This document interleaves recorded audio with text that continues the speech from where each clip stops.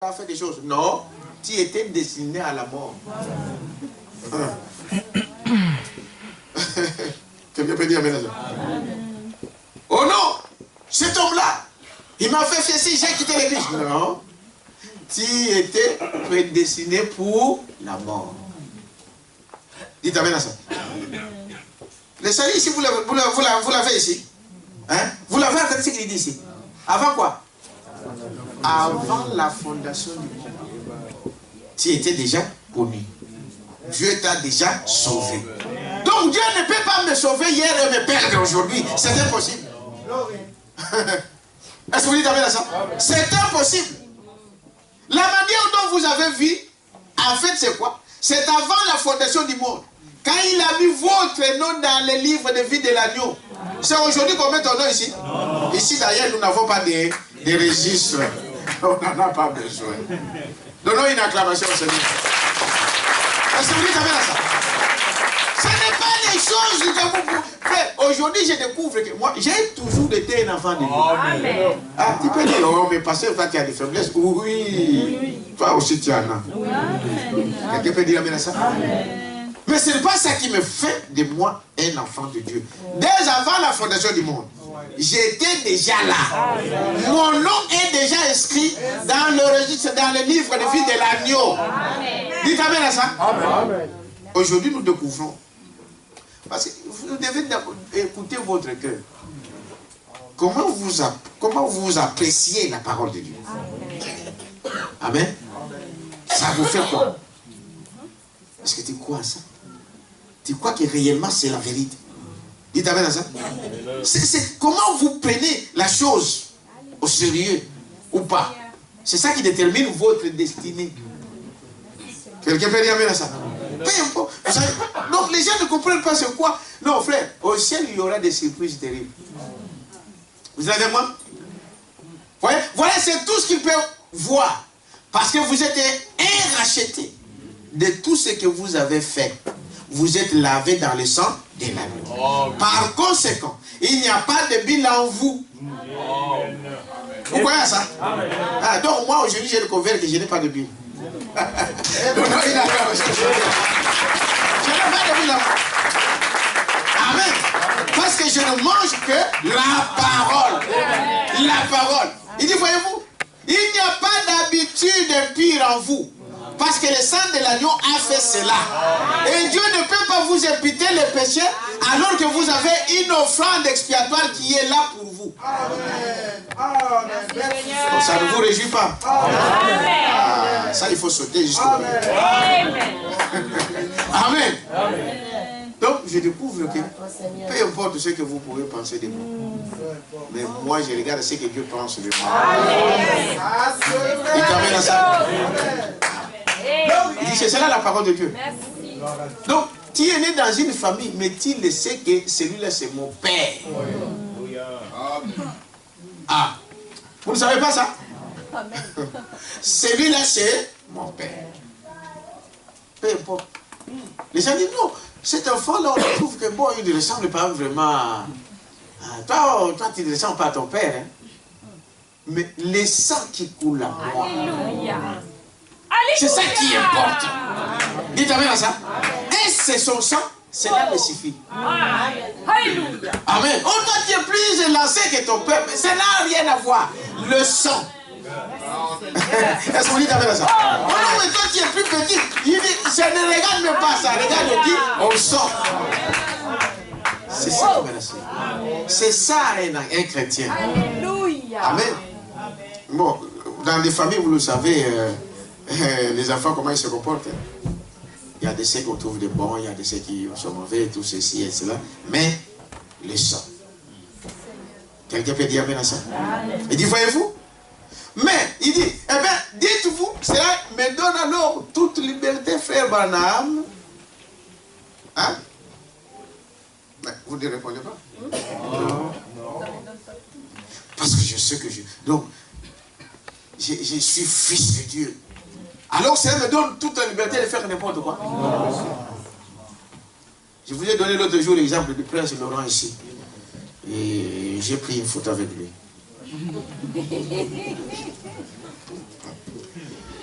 Est-ce que vous dites amen à ça?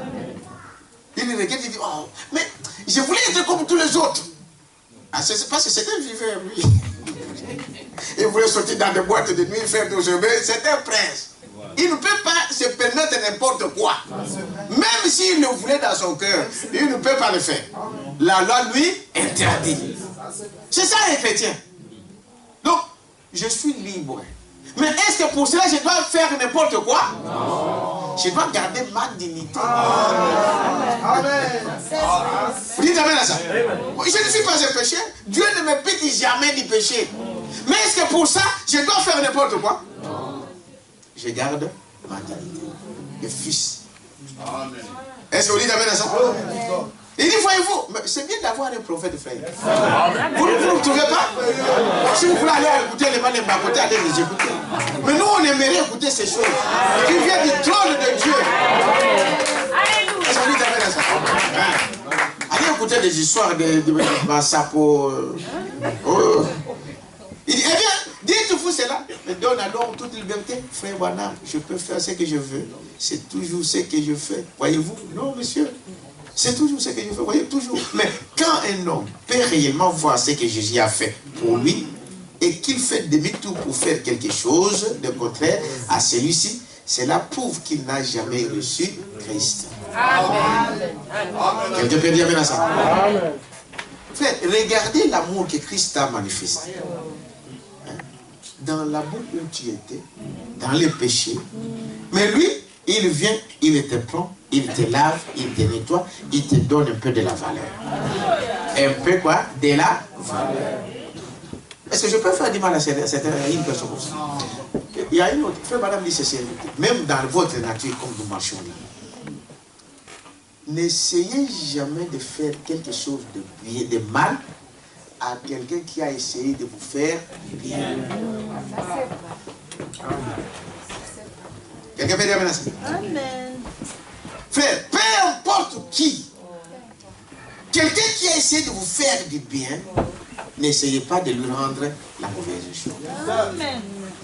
Tu n'es pas d'accord de quelque chose, allez voir cette personne. Amen. Parlez en frère et sœurs. Est-ce qu'on dit amen à ça? Amen. Et c'est ce qui fait, frère Madame dit, regardez l'amour que Christ a manifesté à l'épouse. Mais pourquoi je lui ferais du mal? Même si vous lui faisiez quelque chose, donc ça va lui toucher plus que quelqu'un qui a frappé ou qui a arrêté le couteau, quelque chose comme vous pouvez le dire. Dites amen à ça. Écoutez ce que Branham dit ici. Frère Branham donne un exemple ici. Il dit, voyez-vous, dites-vous, toute liberté fait, non. Voyez, mais quand un homme peut réellement voir ce que Jésus a fait pour lui et qu'il lui fait demi-tour pour faire quelque chose de contraire à celui-ci, cela prouve qu'il n'a jamais reçu Christ. Donc il n'a jamais reçu la parole. Il donne l'exemple. Il dit, voyez-vous, au 52, ici j'ai ma petite épouse, elle est assise là, derrière. Elle a 10 ans de moins. Ah, elle a 10 ans de moins que moi. C'est un élément de mariage. Savez-vous cela? Amen. Il y a de ces sœurs là, je parle des sœurs. Parce qu'il a quel âge? N'est-ce pas? Vous savez ça, n'est-ce pas? Il a quel âge? Ici, le prophète donne que lui, il avait une différence entre lui et sa femme de combien? 10 ans. Donc, vous trouvez 10 ans que c'est un vieux. Ah, oui, j'ai déjà entendu ça. Déjà entendu des gens dire ça. Vous avez une différence de combien? Oh, de 5 ans. Ah, pasteur, cassez ça pour l'autre. Tu veux avoir un homme qui a le même âge que toi? Si Dieu vous le donne, il n'y a pas une différence. Il n'y a pas un âge déterminé. Amen. Il y a de ceux qui prennent des femmes plus âgées. Il y a de ceux qui prennent... Mais quand vous faites des critères par vous-même, vous vous éliminez aussi vous-même. Quelqu'un peut dire amen à ça? Dans la Bible, nous voyons que Abraham et Sarah avaient aussi une différence de 10 ans. Vous pensez que c'est trop? Hein? Non, c'est pas trop. 10 ans, c'est pas trop.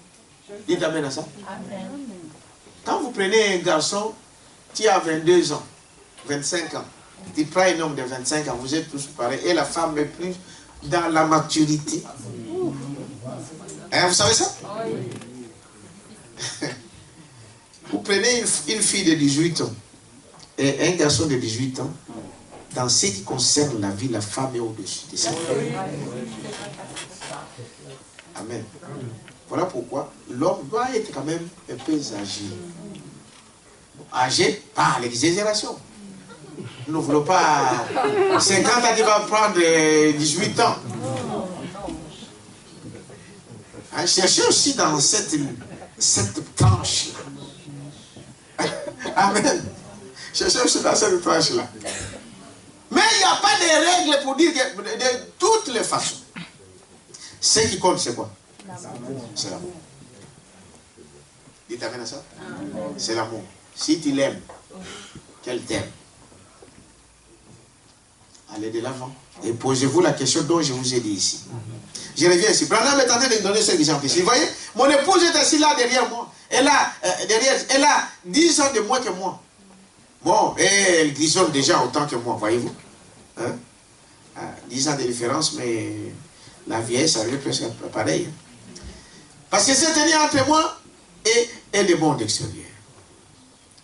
Vous, frères, femmes, dites amen à ça. Vous attendez ce que Frère Branham est en train de dire ici. Elle a vu que sa femme commençait aussi à grisonner. Donc les cheveux commençaient à devenir blancs, comme lui aussi. Le Branham, la réponse dit, parce qu'elle s'est tenue entre moi et le monde extérieur. Et écoutez-vous ça. C'est lui qui protège. Et non, c'est qui? Si un homme est trahi, ça ne peut venir que par sa femme.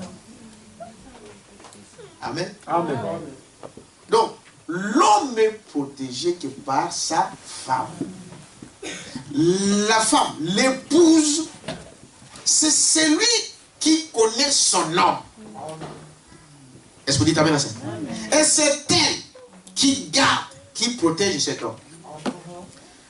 Vous savez, nous sommes une épouse de Christ. Dites amen à ça. Amen. Qui peut trahir Christ que les chrétiens? Hein? Il est trahi par qui? Que par les chrétiens? C'est-à-dire l'épouse. Une femme qui divulgue des secrets de son mari, dehors, ce n'est pas une femme.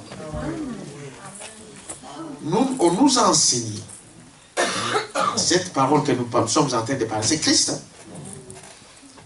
Que quand quelque chose ne va pas dans ton foyer, tu appelles ton père. Hein? Tu appelles ton oncle. Tu appelles ta tante. Tu appelles, je ne sais pas, ton ami à côté. Nous. Ah voilà, Michel aujourd'hui m'a fait ça. Je ne sais pas s'il y a un Michel ici. Non, Michel vraiment, Makamajo Sal, tout ça. Et tu individu ça dehors. Une seule personne sur terre à qui vous pouvez parler de tous vos problèmes, c'est qui? Le pasteur. Pas ton frère. Hein? Oh non, c'est mon grand frère. Il n'a rien à voir. Le grand frère, c'est lui le sorcier qui va t'utiliser. Comment? Il fait ça. Non, tu reviens à la maison. Demain, tu viens à la maison. Quand il va revenir dans la maison, il va tout dédonner. Non. Hein? Non. Oh, mon grand frère, c'était riche, il va me tout. Il va tout dédonner. Vous ne savez pas ce qui se passe dans le mariage. Oh non, tu appelles l'assistance sociale. Ah, il y a des tribunaux des assistants sociaux aujourd'hui. C'est une chrétienne qui appelle une assistance sociale. Ce n'est pas un chrétien, ce n'est pas une chrétienne. Est-ce que vous dites amen à ça? L'assistance sociale va dire, bon, tu as combien? 5 enfants. Oh, 2000 €. Nous, on va t'ajouter la maison. Quitte cet homme. Mais quand il va te quitter, l'assistance sociale devient ton mari. Il y a un secret. Il t'amène à ça? La femme, c'est comme l'homme aussi, qui ne peut pas divulguer les secrets de sa femme à sa famille. Est-ce que vous dites amen à ça? Un point de problème. Bon, il y a des ceux qui font le contraire. Ils disent, bon, ma femme, au lieu qu'il parle à mes parents, je dois aller voir ses parents. Vous pensez que vous faites bien? Non. C'est pareil. Bon, maman, papa, votre fille, vous m'avez donné votre fille, mais regarde ce qu'il fait, ce qu'il fait. Si c'est moi, bon, on ramène là ici.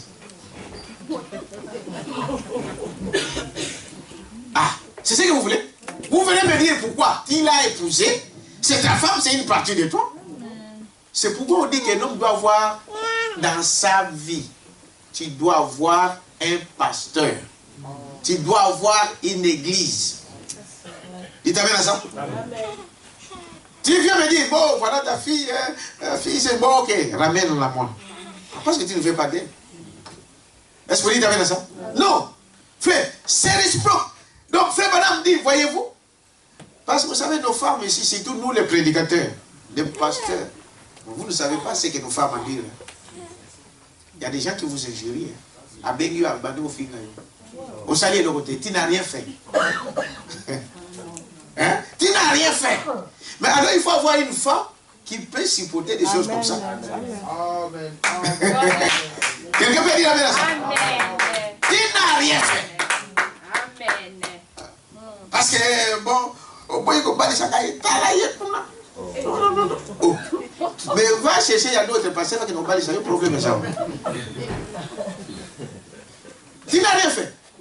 Mais maintenant, il faut avoir un cœur pour chercher ça. Et toutes ces choses-là, des bêtises que font l'église, Branham dit cela, ça tombe sur nous et surtout sur nos femmes. Savez-vous que quand vous parlez du mal par exemple, moi, ça fait plus de mal à mon épouse qu'à moi. C'est vrai. Parce que moi, je peux m'en foutre, vous savez. C'est vrai, mais pas mon épouse, pas mes enfants. Ils vont voir. Mais ça tombe sur eux. Dites amen à ça. Ça tombe sur eux. Quand on parle du mal de ton mari, on parle du mal de ta femme, et toi tu es... Non, il y a quelque chose qui ne va pas. La femme doit cesser qui se tient entre le monde extérieur et mon mari. Quelqu'un peut dire amen à ça? Et des fois, c'est elle qui encaisse des coups. Il y a des choses, moi, je n'aime pas parler même à mon épouse. Des choses que j'entends, des choses que les gens vous disent. J'ai fait tout pour que ça n'arrive pas à ses oreilles. Ce n'est pas parce que, non, parce que je ne veux pas lui faire du mal. Parce qu'elle va en souffrir. C'est ça la raison que Branham est en train de dire ici. Vous êtes avec moi? Il dit, voyez, elle commence à vieillir parce qu'elle ne se tient entre moi et le monde extérieur. Sœur, tu dois toujours protéger ton mari devant ta famille. Et devant sa famille. Ce n'est pas oh, j'appelle son frère. Bon, ton grand frère, ou bien ton petit frère, ou bien tu vois ce qu'il a fait. Non, tu es en train de le vendre. Amen. Il est quelle heure? Il faut qu'on soit un peu bref. On va arrêter. Mais frère, passer ne dit pas qu'on va arrêter. Quand tu parles, quand tu vas arrêter, je conseille que tu continues. Vous avez aussi remarqué ça? Ah bon?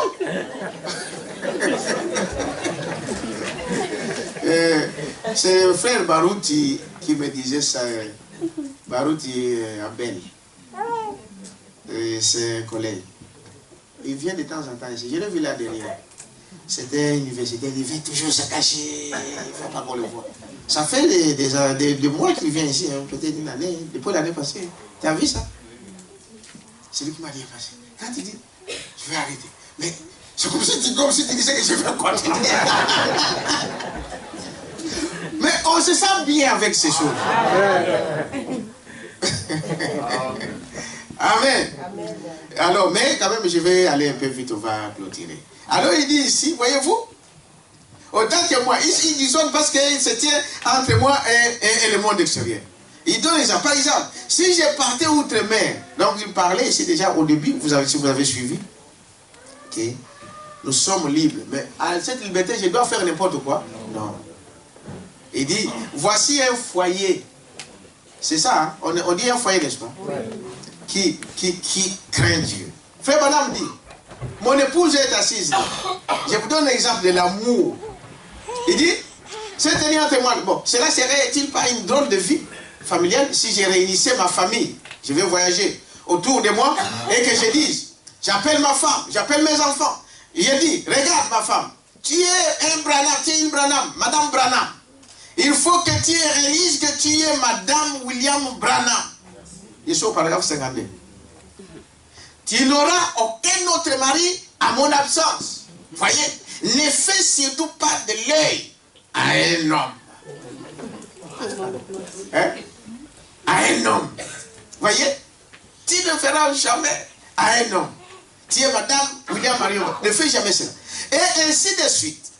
Ne flirtez pas, ne flirtez surtout pas. Autrement, quand j'y reviendrai, je vais divorcer. Hein? Donc, Branham est tenté de voyager, il appelle sa femme, il dit, voyez, toi, tu sais que tu es ma femme. Hein? Donc, moi, je voyage. Mais à mon retour, que je n'attends rien, tu ne regardes pas l'œil à un homme, tu ne flirtes pas avec un autre homme. Sinon, quand je viens, je fais quoi? Je divorce. Hein? Et la femme aussi dit, et si elle répliquait en disant, maintenant, mon cher mari, voyez, tu vas là-bas au Congo, tu vas là en Afrique, parce que beaucoup de gens qui vont là-bas, ils vont prendre des femmes là-bas. J'ai aussi quelque chose à te dire. Tu ne fréquenteras aucune autre femme quand tu seras parti. Voyez? Tu ne feras pas ceci et tu ne feras pas cela. Autrement, considère-toi simplement comme un divorcé.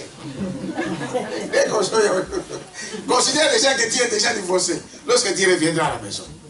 Et Branham pose, est-ce que ce serait une famille qui s'aime? Qui me répond? Non. Non. Ils vivent sur le, comment on appelle, des soupçons. Suspect. Déjà, quand ça commence comme ça, dans un foyer, sachez que vous n'irez pas loin. Amen. Quand vous avez de l'amour, l'amour est basé sur la confiance. Dites amen à ça. J'ai confiance dans mon épouse.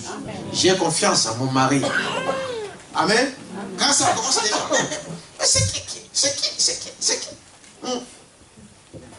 Le diable est en train déjà d'entrer. Vous êtes avec moi? Il dit, voyez-vous, est-ce que ça serait une famille qui s'aime? Voyez? Il dit, non. Les choses 54.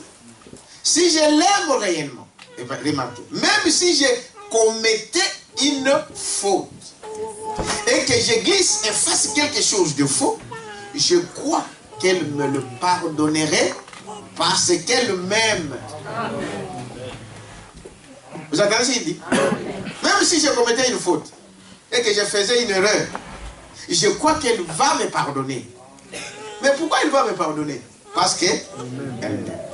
Vous ne pouvez pas pardonner si vous n'avez pas l'amour. Ah, vous savez ça? C'est une citation de Branham. Si vous n'avez pas l'amour de Dieu en vous, jamais tu peux pardonner à quelqu'un. Jamais. C'est jusqu'à la mort. On dit, lui, ce qu'il m'a fait là, c'est fini. Vous êtes foutus. Vous êtes avec moi? Voyez? Même si je faisais cela, je crois qu'elle ne me les pardonnait parce qu'elle m'aime. Si elle le faisait, amen. Si elle aussi le faisait, je crois que je le lui pardonnerai certainement, car je l'aime. Vous croyez ça? Ah, ça c'est choc. Hein? Frère, ce n'est pas n'importe qui peut supporter des choses comme ça. Ta femme, quelqu'un l'a touché et tu la pardonnes. Il n'y en a pas 1000. Il faut être un chrétien. Vous êtes avec moi? Mais si je l'aime ainsi, aussi longtemps que je l'aime ainsi, elle n'a aucune inquiétude. Voyez-vous? Même si elle me pardonnait, je ne voudrais jamais la blesser. C'est ça. Merci. Voyez la chose? Merci. Certaines choses, comme je l'ai dit, il y a des fois on n'aime pas. Bon, vous voyez, mais ça. Mais la chose c'est quoi? Même si je tombais, même si je faisais quelque chose de faux, je le crois de tout cœur que mon épouse va. Mais pourquoi je ne veux pas faire ça? C'est pour ne pas. Elle en souffrirait. C'est ça. Dites amen à ça. Et si tu aimes cet homme-là, mais si c'est un chrétien, mais il va te pardonner. Mais le problème qu'il va en souffrir. Ah, qu'est-ce que j'ai fait pour que je sois trahi? Tu vois? Et ces souffrances-là, ça monte devant les trônes. Ça crie devant les trônes. Mais c'est ton homme, ton mari, c'est ta femme. C'est ce qu'il est en train d'expliquer ici. Pour dire, voyez-vous, je ne pourrais pas attendre le moment de lui avouer. Voyez, même si elle me pardonnait, je ne voudrais jamais la blesser. Je me sentirais l'homme le plus coupable au monde, voyez-vous. C'est là la chose. Amen. Parce que je l'aime. Parce que je l'aime, ailleurs je ne le ferai pas. Je ne m'aimerai pas qu'il puisse attendre que j'ai fait quelque chose de faux. Amen. Il y a des fois, c'est des hommes qui fouillent, hein, ou des femmes qui fouillent. Hein. Vous comprenez ce que je veux dire? Amen. Bon, à qui? Il est parti à qui? Il est parti à Londres. Tu appelles. Bon, il est avec qui? Il est où? Il est à la maison? Il est où? Qui fouille?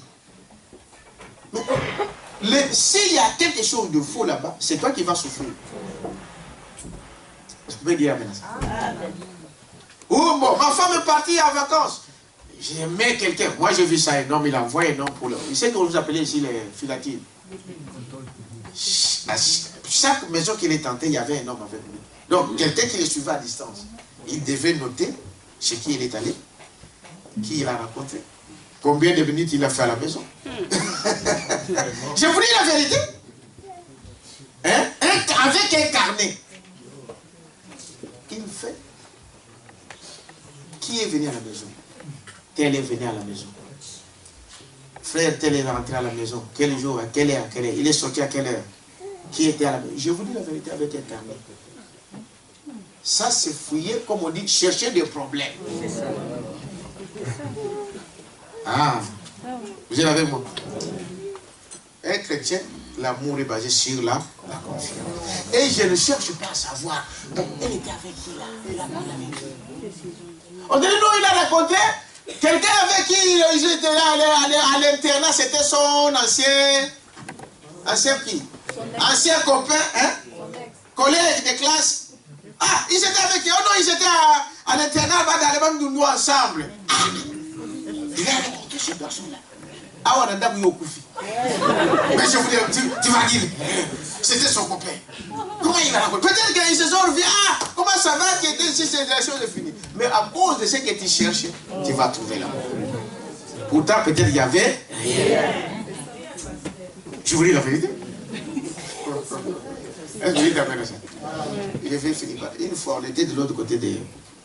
Ici, là, et ma femme était là avec des sœurs dehors.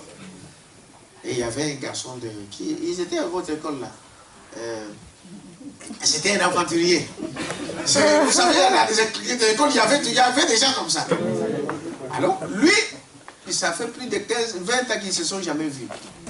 Et les sœurs étaient dehors avec deux sœurs de l'église. Hein. Ah, c'est en train de parler. Et le monsieur regarde, oh, mais ça, mais c'est Marc, je te connais. Lui, elle dit, mais oui, je vois aussi, mais je ne... Non, mais toi, mais j'avais aussi avec, il était avec sa femme, avec les enfants. Mais toi, tu étais ma femme, hein?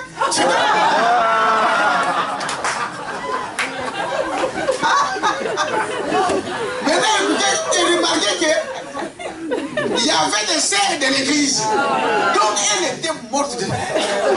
C'est qui cette personne? C'était ma femme. C'était ma femme. Mais qu'est-ce qu'il a fait? Il lui a donné, il t'a donné son nom. Il a dit, ah, je te connais, c'était un enfant, même en classe à l'école, il faisait comme ça. Il dit, mais tu sais que moi je suis marié, mon mari c'est un pasteur. Et ceux qui sont là, ce sont mes sœurs de l'église. Quand il dit des choses, oh mais tu sais, je suis en train de rigoler.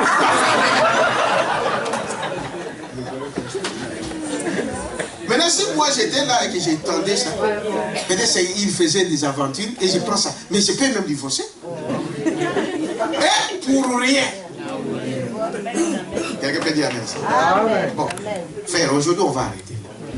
Remarquez que la colombe, amen, ne peut se poser que sur l'agneau. Il t'amène à ça? Sur l'agneau. Le Saint-Esprit ne viendra pas sur une fausse sceptique. Et aujourd'hui, ce que vous devez savoir, c'est que la colombe ne mange pas n'importe quoi. Nous allons poursuivre ça le vendredi. Venez, vous qui ne venez plus à l'église. Venez, hein? Ah, c'est la veillée, oui. C'est ça? Ah. Ça sera vendredi, donc aussi la veillée. On va continuer ce message-là pendant la veillée. Venez, c'est profond ce message. Ça vous montrera beaucoup de choses. Vous dites amen à ça? Priez frère. Regardez. Qui vous influence? Amen. Vos amis que vous fréquentez, ils vont vous apporter quoi? Le monde ici passera. Mais la parole de Dieu ne passera jamais. Faites attention à toutes ces choses. Nous devons être. La colombe, c'est le Saint-Esprit. Il t'amène à ça. Et quand tu es choisi, quand tu as été choisi, quand tu es né fils de Dieu, peu importe faire, tu resteras toujours fils ou fille de Dieu. Que personne ne vous trompe. Amen. Amen. Et un enfant de Dieu se confie à qui? À l'Éternel. Croyez-vous à ça? Que Dieu vous bénisse.